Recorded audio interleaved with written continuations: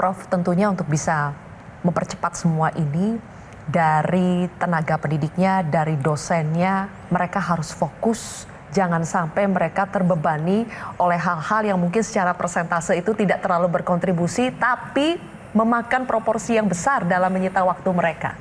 Apalagi kalau bukan persoalan beban administrasi. Prof Satrio pasti sudah sangat mengetahui hal ini, sudah banyak yang mengeluhkan. Apa Prof langkah yang dilakukan oleh Kemendikti-Saintek untuk membebaskan atau mengurangilah beban administrasi para dosen? Ya, itu sudah menjadi obsesi kami, saya lah paling tidak, sejak tahun 2000. Saya masih dirjen waktu itu, saya mengatakan perguruan tinggi harus sebuah institusi yang otonom, tapi accountable. Ya, karena dia otonom, dia punya keleluasaan menata kelola diri dengan baik.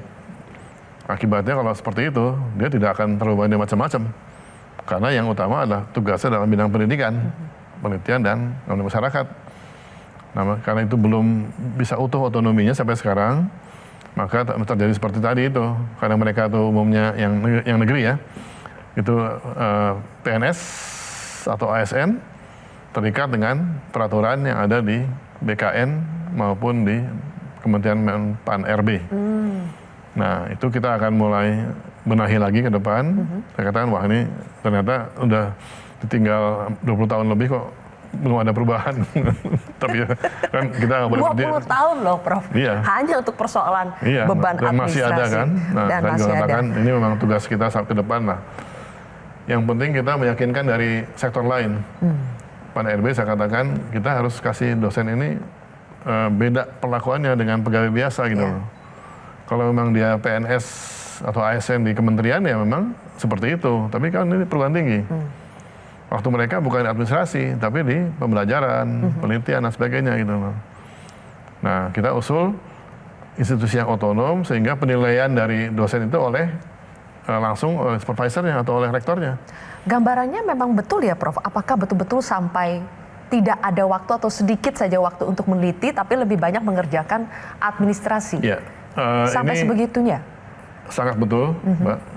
Dan saya juga lihat betul bagaimana kondisinya. Anak saya juga dosen di UI.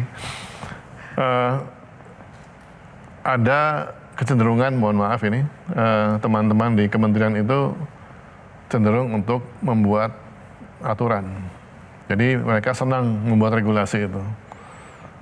Bahkan kalau nggak salah, KPI-nya atau indikator kinerja utamanya, indeks utamanya adalah berapa jumlah peraturan yang dibuat oleh sebuah kementerian. Makin banyak peraturan yang dibuat, berarti dianggap prestasi kementerian itu menjadi satu capaian luar biasa. Saya katakan nanti hati-hati. Begitu banyak aturan yang dibuat oleh orang-orang kementerian, dapat ke dosen semua. Mereka akan sibuk memenuhi aturan-aturan yang dibuat oleh kementerian. Banyak sekali, sehingga memang waktunya habis. Nah, jadi saya sudah dalam waktu 2 bulan sudah mulai menyisir berbagai regulasi yang ada, yang saya lihat ini membebani perguruan tinggi atau dosen-dosen. Saya sudah daftar mana yang mau saya cabut, ya, saya cabut atau saya revisi, demikian rupa sehingga mempermudah dosen-dosen bekerja dengan baik sesuai dengan tugasnya. Dan kita kerjakan itu. Meskipun yang Prof juga sebut dengan deregulasi itu ya. Targetnya kapan selesai itu, Prof? Saya sih berharap nanti by Januari sudah tuntas itu loh semuanya. Sudah aturan baru lah kita bisa pakai. Tapi juga mungkin nggak aturan baru. Saya akan mengurangi aturan dan nggak nambah baru gitu loh. Karena deregulasi ini kan harusnya mengurangi aturan, bukan hanya mengubah. Jadi saya minimalkan lah aturan itu. Orang bilang, tapi nanti gimana Pak kalau nggak diatur nanti mereka seenaknya gitu loh. Saya katakan jangan curiga dulu deh. Mereka itu orang-orang baik semua kan. Orang jahat paling ya nakal 1-2 lah. Jangan sampai yang kita cegah yang nakal ini dengan aturan ketat, yang baik-baik terkorbankan. Karena aturan yang ketat itu gitu loh, saya nggak mau. Yang ada masalah nanti kena kasus aja, kita kasuskan. Tapi yang baik jalan terus, kita mudahkan lah mereka. Berarti Prof selain deregulasi aturan tadi, apakah nanti ke depannya soal tadi bagaimana kampus memiliki otonom yang sepenuhnya itu akan betul-betul didorong? Dan apakah sudah dipikirkan kalau misalnya kampus itu sangat berotonom, ini akan menjadi bumerang tidak suatu saat, atau ya sudah dimitigasi dampak-dampaknya? Kalau kita lihat dari contoh perguruan tinggi di luar negeri semuanya entitas yang otonom. Tidak ada yang seperti kita di bawah kementerian. Ya, jadi sebetulnya memang sudah proven kan, perguruan tinggi harus otonom gitu loh. Nah, di kita sebetulnya teman-teman di PTS itu sudah otonom sebetulnya. Cuman memang masih ada aturan yang kadang-kadang dipaksa oleh pusat. Nah, kekhawatirannya apa? Yang kita khawatirkan di sini adalah kalau memang perguruan tinggi tersebut memungut uang kuliah yang terlalu tinggi. Nah, tapi kembali, ini kan satu yang memang debatable lah. Ya, perguruan tinggi negeri yang oleh pemerintah didanai, mereka mengatakan memang selama ini kita belum mendanai mereka secara cukup. Perguruan tinggi yang dapat dari kita, dari pemerintah itu maksimal setengah dari yang dia butuhkan. Setengah lagi dia mesti cari dari mahasiswa dengan SPP. Ya. Dan dari sumber-sumber lain, dari riset, kerjasama, dan sebagainya itu. Nah, kalau pemerintah memberikannya kemudian berkurang, mereka harus cari akal kan? Caranya gimana? Ya naikkan uang kuliah gitu loh. Nah, jadi di sini yang perlu kita mitigasi adalah kemungkinan terjadinya penyimpangan di dalam pemungutan uang kuliah. Dan itu saya kata teman-teman di Kemenkyu, tolong Kemenkyu untuk perguruan tinggi negeri jangan dikurangi supportnya selama ini, kalau perlu ditambah. Mereka mengatakan, kan dia sudah otonom Pak. Otonom artinya apa? Menurut mereka, bayar sendiri, nggak mandiri keuangan. Otonom bukan itu. Otonom adalah tata kelolanya. Tata kelola, ya. Buatan keputusan, kebijakan, mau kurikulum, bikin prodi, mau program, ada magang, macam-macam, itu urusan perguruan tinggi lah. Kita nggak urus semua. Dan juga dosen-dosen di PTN pun harusnya, negeri ya, harusnya non-PNS sebetulnya itu. Supaya otonom. Prof, ini kan dibandingkan ketika dari Kemendikdasmen kemarin itu mengeluarkan kebijakan, ada semacam kenaikan kesejahteraan buat guru ASN dan non-ASN, akhirnya yang dosen-dosen ini kan juga bertanya, bagaimana dengan dosen? Nah, itu bagaimana? Manusiawi kan? Manusiawi, pengen juga kan Prof? Iya. Bagaimana dengan nasib mereka? Siapa yang nggak mau menaikkan? Kita juga mau ya Prof? Iya, nah jadi saya memang dari awal waktu rapat dengan DPR pertama kali, saya mau mengatakan saya akan pertimbangkan untuk juga meningkatkan tunjangan atau income untuk dosen-dosen swasta, ya. Tapi saya cek dulu peraturan yang ada.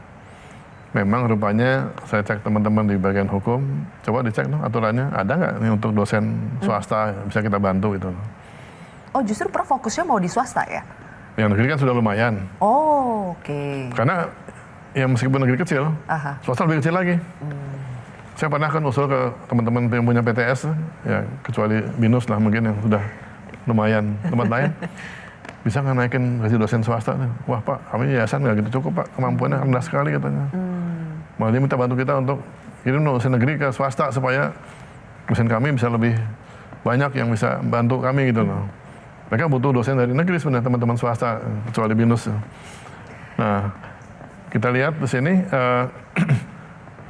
cek aturannya, memang nggak boleh. Jadi di aturan kita dosen swasta itu tidak boleh dibayar oleh pemerintah. Nah, itu kan aturan. Saya paham itu aturan betul, nggak salah aturan itu. Nah, saya akan mengadakan satu skenario. Saya katakan untuk swasta mungkin bukan kita kasih tambahan gaji, tapi kami memberikan bantuan kepada PTS, ya bantuan tersebut nanti silakan oleh PTS-nya mau dipakai untuk bantu dosen, bantu mahasiswa atau apapun lah gitu. Karena rata-rata gaji dosen swasta itu di bawah 3 juta ya Prof, benar? Ya kalau gaji mungkin pokoknya iya, plus tunjangan macam-macam ya relatif sih, bisa sampai 7, tergantung jumlahnya apa, tunjangan seperti apa, dan ada lagi tunjangan-tunjangan lain yang dihitung. Memang kalau secara umum kecil sih, negeri juga kecil umumnya itu dibandingkan dengan yang lain. Ya, kemarin saya rapat dengan Pak Presiden, Beliau juga melihat ini postur gaji kita memang mungkin rasional ya, belum terlalu tepat ini karena masih besar kesenjangannya itu antara profesi ini profesi itu kan, padahal profesi penting semua, ya kan? Nah kenapa kok ada beda yang terlalu besar itu? Harusnya kan beda boleh sedikit tapi kan, jadi penghargaan sama gitu. Padahal ini pendidik ya, Prof. Nah, pendidikan itu kan tugas yang mulia katanya. Tapi teman-teman kalau masih harus cari tambahan kan jadi kemuliaan berkurang gitu kan. Mereka harus terpaksa apa boleh buat lah untuk jadi survival. memang harus ada keberpihakan negara. Harus, betul. Memang kita punya anggaran sih udah persentase wise sudah lumayan ya, 20% itu. Dan kata Presiden kemarin, tahun ini anggaran pendidikan tersebut APBN terbesar setelah pertama terbesar, kedua pertahanan, ketiga kesehatan. Karena beliau fokus pada pendidikan. Nah, yang kita belum benahi adalah bagaimana anggaran tersebut nyampainya ke kementerian cukup besar juga supaya cukup, karena dipakai juga untuk kepentingan lain. Jadi pembagiannya masih dalam proses kita benahi kembali itu, tata ulang lagi. Baik. Mereka yang mendapat beasiswa tersebut harus pulang. Wajib itu, Prof. Ya? Wajib untuk tidak pulang. ada tawar-menawar. Nggak tawar-menawar, harus pulang. Jelajahi cara baru mendapatkan informasi. Download Metro TV Extend sekarang.